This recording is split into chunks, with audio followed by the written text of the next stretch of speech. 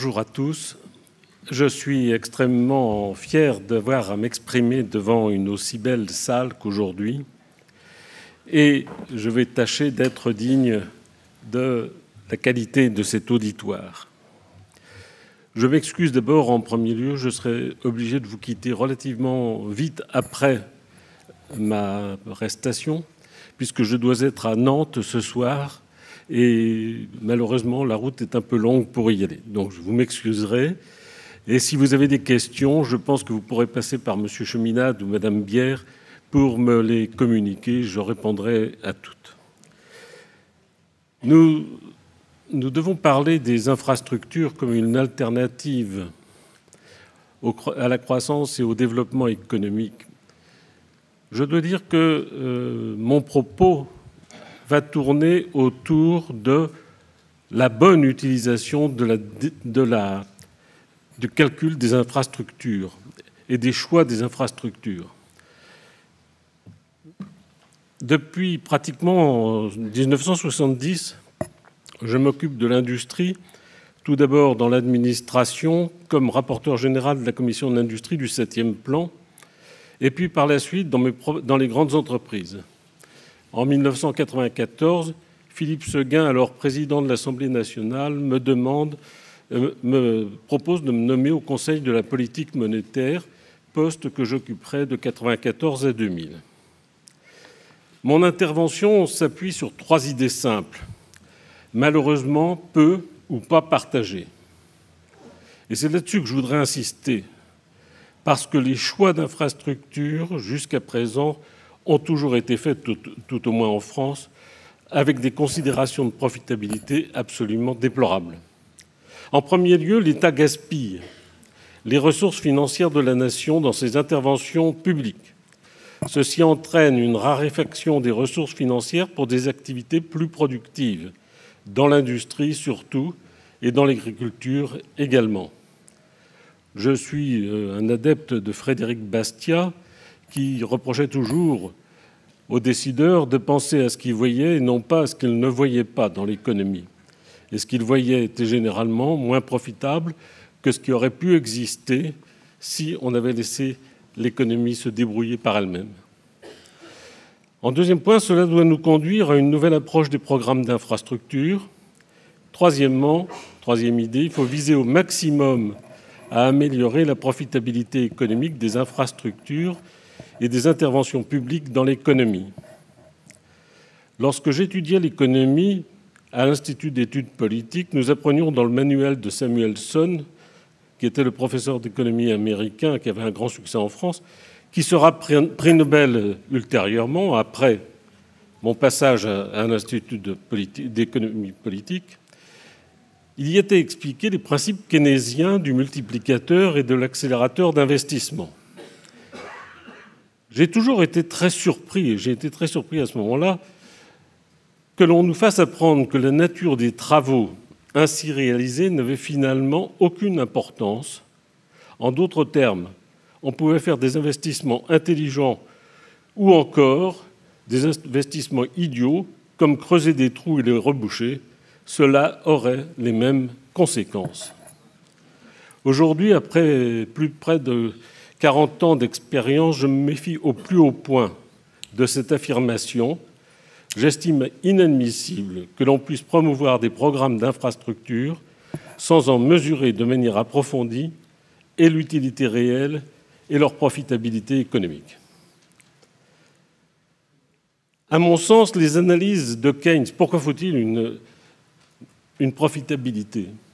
À mon sens, les analyses de Keynes, telles qu'elles nous ont été enseignées, étaient largement dépendantes de la situation monétaire de l'époque. Leur attachement à l'or était encore une réalité, même si les liens avec les différentes monnaies allaient devenir de plus en plus lâches. La masse monétaire mondiale était bien évidemment freinée. L'idée d'accroître les dépenses publiques avait donc pour effet d'injecter essentiellement des liquidités, ce qui, en période de pénurie monétaire, comme cela était le cas au lendemain de la guerre et en raison de l'ampleur des investissements à réaliser, ça a incontestablement eu un effet bénéfique sur l'activité. La masse monétaire créée par la dépense publique agissait comme un prêt à court terme ou à moyen terme, aux différentes activités économiques qui ne souhaitaient que cela pour repartir. C'est d'ailleurs ce que l'on a constaté à toutes les époques de l'histoire. Notre situation aujourd'hui est profondément différente. Dans le monde, il y a partout un excédent monétaire, fruit de longues années de laxisme monétaire des États-Unis, de la période Greenspan, grosso modo entre 1990 et 2007. Puis, devant la crise monétaire venant justement de ces excès, l'ensemble des autorités monétaires américaines et européennes ont continué d'injecter des masses considérables dans des programmes dits de quantitative easing. Vous pouvez passer la première diapositive, s'il vous plaît. Cette diapositive date un peu, et je n'ai pas pris le soin de modifier. Les rapports restent les mêmes. La seule différence, c'est que le marché des produits dérivés que vous voyez tout à droite n'est plus de 500 millions, mais avoisine les 700 millions, que le PIB mondial a à peine augmenté, enfin quand même un peu augmenté, passé de 50 millions, de 500 000 milliards de dollars est passé à 700 000 milliards de dollars, et que le PIB mondial a peu augmenté, passé de 50 000 milliards de dollars à 60 000 milliards de dollars. Il y a aujourd'hui un tel excès monétaire que personne ne sait où investir. Les dépenses collectives sont non maîtrisées, s'orientent de plus en plus vers des activités sans rentabilité et financées uniquement par un accroissement systématique de l'endettement.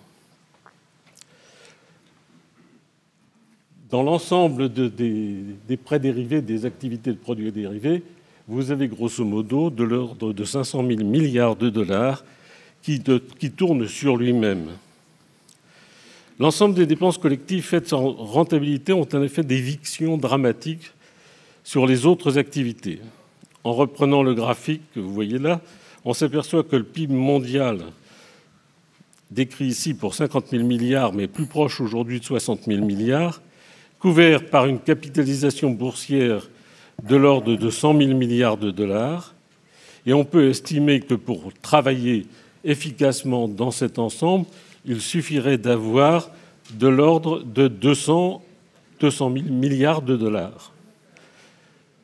Il y a donc un excès de 300 000, 400 000 milliards de dollars qui tournent sur eux-mêmes sans apporter quoi que ce soit à l'économie réelle. Et d'ailleurs, on s'aperçoit aujourd'hui qu'il y a une pénurie monétaire dans la partie réelle de l'économie, alors qu'il y a un excédent monétaire dans la partie, j'allais dire, irréelle de l'économie. On se trouve donc dans une situation inédite. D'un côté, une sphère financière qui tourne sur elle-même, et d'autre part, une sphère productive dont les rendements nominaux et réels sont ponctionnés par la sphère financière. Cette ponction s'organise directement au travers de la fiscalité dans la plupart des pays dits industrialisés, mais aussi par l'élimination, le chômage, d'une partie importante des ressources humaines. Ce chômage est attribué généralement à la concurrence des pays à bas coût, mais le différentiel des coûts ne serait pas si élevé si la ponction faite sur le secteur productif était moindre. Les masses monétaires déversées par la Fed, puis par la Banque centrale européenne, ne font qu'aggraver le phénomène depuis 2007. La quasi-totalité des quantitative easing va dans le secteur financier, sans aucune utilité pour le secteur productif. Voilà ce qu'on peut dire sur l'approche macroéconomique. Il y a une déconnexion totale entre certaines parties de l'économie, la partie réelle de l'économie, et la partie financière qui finit par tourner totalement sur elle-même. Mais je voudrais maintenant vous donner quelques éléments d'appréciation microéconomique. L'approche macroéconomique et monétaire dans la situation actuelle ne permet guère de savoir ce qu'il faut faire. En revanche, il semble possible de faire une typologie des infrastructures définies en fonction de leurs objectifs, des moyens et de leur réussite. Les différents plans que nous avons connus ont quasi systématiquement échoué lorsqu'il visait à intervenir sur les structures productives. Nous avons quand même constaté quelques exceptions. Lorsque l'État était client et qu'il savait définir ses besoins, ou, deuxième cas de succès, lorsque les masses financières en jeu dépassent les capacités économiques des acteurs. Alors, je vais vous donner un certain nombre d'interventions. Si vous pouvez passer la slide suivante. Il y a eu des interventions horizontales. Je dois dire que toutes ces interventions ont eu des succès généralement assez décevants et n'ont été faites que souvent pour corriger des bêtises qui étaient faites antérieurement. La première forme d'intervention est faite par le biais des subventions sur le prix de production. L'exemple type en est la politique agricole commune, qui a obtenu ce résultat admirable de faire que l'agriculture allemande, l'agriculture hollandaise sont aujourd'hui plus efficaces que l'agriculture française pour laquelle elle avait été conçue. Le crédit impôt recherche, le CICE, le crédit impôt compétitivité emploi, ne sont que des niches indispensables pour compenser une fiscalité dévorante et après que celle-ci ait été mise en place. C'est-à-dire qu'on redonne d'une main à peu près le tiers ou le quart de ce qu'on a pris de l'autre. Le deuxième type d'activité, ce sont les plans sectoriels. Le plan acier, le plan machine-outil, le plan calcul, le plan informatique pour tous, il y en a d'autres, le plan composant par exemple. Tous ces plans, tous sans exception, ont été des échecs dramatiques. Tous ont eu comme conséquence de faire disparaître la quasi-totalité des entreprises qui avaient eu parfois des très beaux résultats, mais dont l'insuffisante rentabilité, lorsqu'ils étaient en période de croissance, ne permettait pas de supporter les risques inhérents à toute activité industrielle. J'insiste sur cette notion de phénomène d'éviction à partir du moment où la profitabilité n'est pas suffisante. Troisième mode d'intervention, les nationalisations. Si l'on récapitule toutes les nationalisations, mais je n'insisterai pas là-dessus, du secteur industriel faites en 1981, elles se sont toutes soldées par des échecs retentissants. Qu'on reprenne Péchinet, Saint-Gobain, Thomson, Alcatel, Compagnie Générale d'Électricité. Vous pouvez prendre tous les exemples que vous voulez. Il n'y en a plus une qui ait résisté aux 20 ans qui lui ont succédé. Les nationalisations des banques n'ont pas eu d'énormes succès non plus, voire le Crédit Lyonnais ont conduit à la situation actuelle de la politique monétaire du pays. La quatrième politique qui a eu quelques succès, c'est la politique de clientèle. Je serai peut-être un peu plus long sur ce sujet parce que c'est à ma connaissance la seule politique qui a été menée par l'État ou par les collectivités publiques qui a eu quelques succès. Les secteurs concernés sont essentiellement ceux qui concernent la politique régalienne de l'État. Ainsi en est-il de l'aéronautique, de l'espace, de la construction navale et du matériel militaire. Et je sais de quoi je parle puisque je suis moi-même ingénieur de l'armement. D'autres collectivités publiques ont permis d'avoir une politique industrielle efficace. La RATP et même dans certains cas la SNCF ont permis le développement d'industries performantes. Cela a été le cas d'un grand nombre d'entreprises du club des numéros 1 mondiaux français à l'exportation. Je vous en donnerai un seul exemple que j'ai vécu, celui de la société Desgranges et Huyot. Cette société fabriquait les étalons fondamentaux de pression et elle a eu pendant de très nombreuses années des liens extrêmement forts avec le laboratoire national d'essai. Cette collaboration qui s'est étalée sur plus de 20 ans a eu comme résultat que la société est devenue numéro 1 mondial et que le laboratoire national d'essai a été le leader mondial de la métrologie des pressions. Enfin, vous pouvez passer. Le choix des dirigeants. À partir du moment où le capital des entreprises appartient à l'État, le choix des dirigeants se porte inévitablement sur l'intelligentsia administrative. Malheureusement, elle connaît trop peu la réalité des entreprises et surtout se croit habilitée à promouvoir des mutations plus justifiées par un souci de communication que par la réalité industrielle. J'aimerais terminer cet exposé en essayant de comprendre pourquoi les interventions de l'État sont presque toujours des gaspillages et pourquoi, quand on décide des grandes infrastructures, il faut être extraordinairement prudent. Le programme incontestablement le plus réussi des 50 dernières années fut le programme électronucléaire. Lancé au cours du 7e plan par Valéry Giscard d'Estaing, il était destiné à donner une plus grande indépendance énergétique à notre pays. Cet objectif a été atteint. Mais un autre objectif moins visible est qu'il introduisit une pression à la baisse sur les prix du pétrole. Si l'investissement fut extrêmement lourd, le coût de fonctionnement donna un avantage compétitif à notre pays.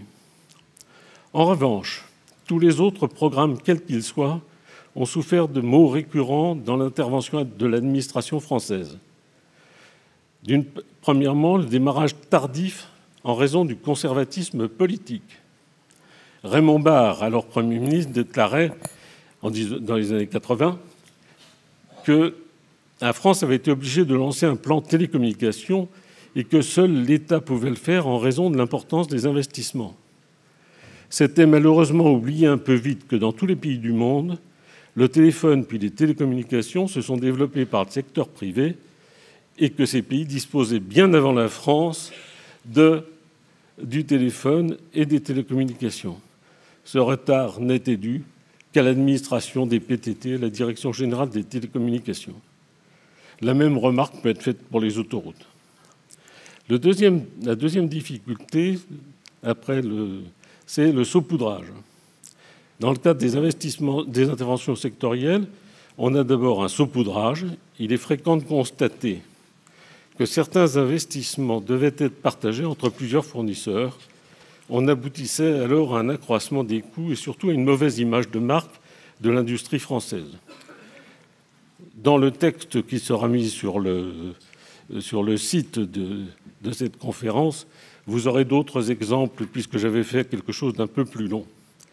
La complexité. Très fréquemment, les spécifications techniques ne tiennent aucun compte des aspects de marketing. Un exemple tiré de mon expérience personnelle, en 1988, l'ONERA, une société américaine, développait un détecteur de foudre. L'ONERA avait mis au point un appareil d'excellente qualité, en tout point supérieur à l'appareil américain.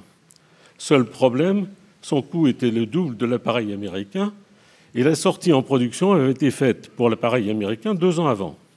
Il en était résulté que, même imparfait, c'est l'appareil américain qui a équipé les stations météo-orage de Météo France.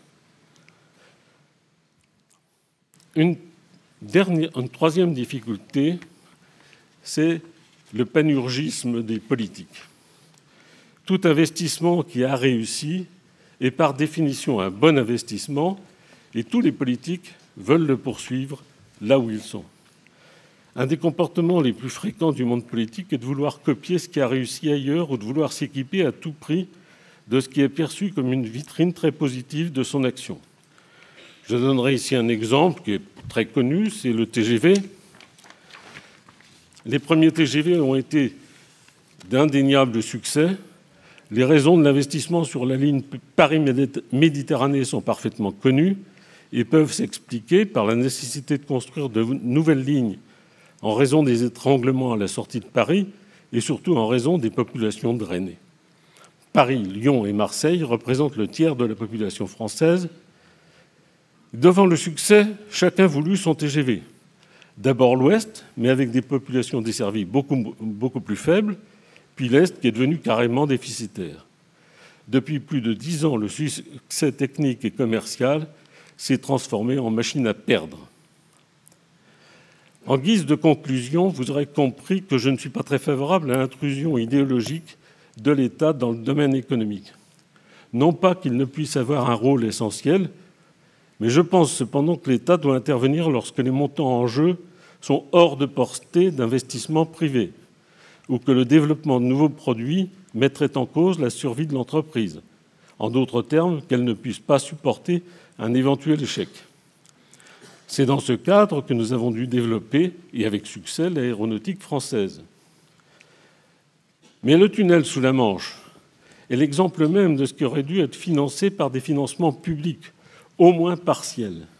Il était certain que les risques étaient importants.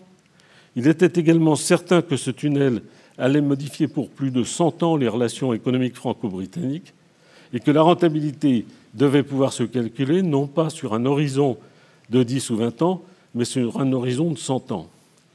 Paradoxalement, mais sous l'influence de Mme Thatcher, ce fut le seul grand investissement qui aurait justifié un investissement public et qui a été financé par le secteur privé. Allez comprendre. Il est impossible pour les pouvoirs publics de définir a priori les besoins d'une société complexe. Le premier plan avait défini les besoins essentiels pour la reconstruction de la France. Mais dès le 6e et plus encore pour le 7e plan, nous avons été obligés d'abandonner la notion d'une planification autoritaire au profit d'une planification incitative. Je pense qu'aujourd'hui, il faut redonner une liberté économique encore plus grande. Tant que l'État et les collectivités publiques s'engageront dans des activités à rentabilité nulle, voire négative, ce à quoi les conduit la politique monétaire actuelle, l'ensemble du secteur économique privé ne pourra avoir aucun dynamisme.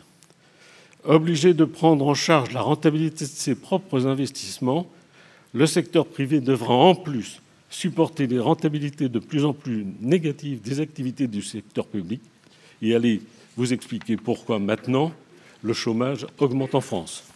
Merci.